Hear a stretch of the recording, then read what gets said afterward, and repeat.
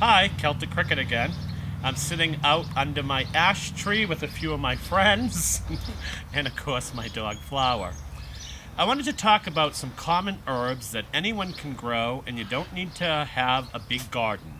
We're going to talk about container plants. And no, you're not at the Scarborough Fair, you are in the Celtic Cricket's backyard. And we have rosemary, parsley, sage, and thyme. We have all these plants here. I'm going to talk about them a little bit. They're very easy to grow in containers. Anyone can do it. This is one of my favorites. This is thyme. And it's very aromatic. It smells awesome. You can cook with it. It has a lot of culinary uses, but also has a lot of medicinal properties to it as well.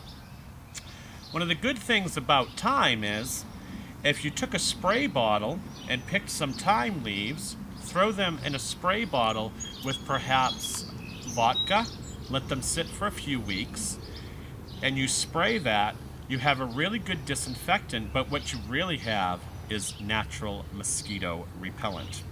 Yes, Listerine uses thyme oil in their original recipe. You can also use the thyme leaf to make a sore throat gargle, a mouthwash. Simply take the thyme leaf, throw it in a jar with some alcohol, perhaps 100 proof vodka, let it sit for a few weeks, and you have a really strong antiseptic mouthwash.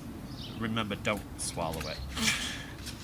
You can also apply the leaves. You can rub them on your arms before you go out for the evening if you're going outside or you have mosquitoes, or just bring that spray bottle with you. It's real easy to use, and it does keep mosquitoes away. Thyme is also good for ticks on pets, so I often will rub it over my dogs.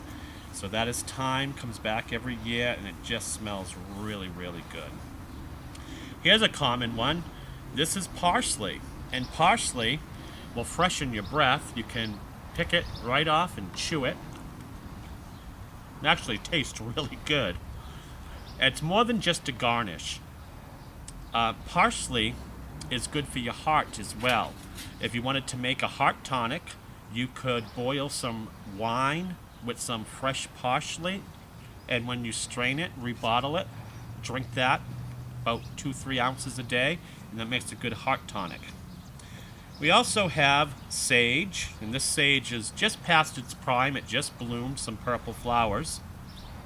But sage also is very aromatic and can be used in a lot of different things, more than just a seasoning.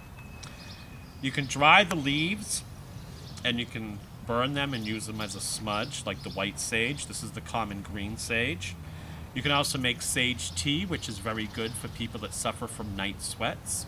It's a diuretic. It also has that wonderful smell when you're burning it for smudging.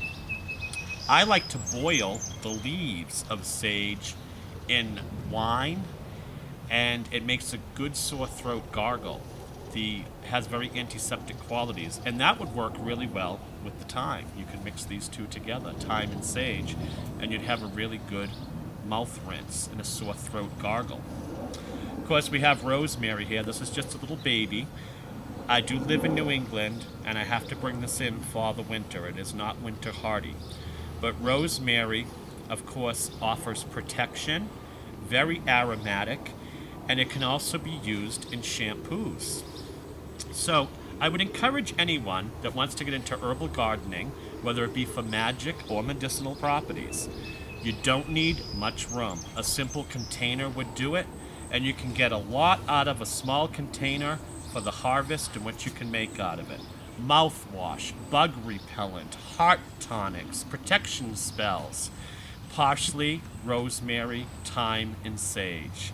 Well, this is the Celtic Cricket. Thanks for watching me on YouTube, and I'll talk to you soon. Bye!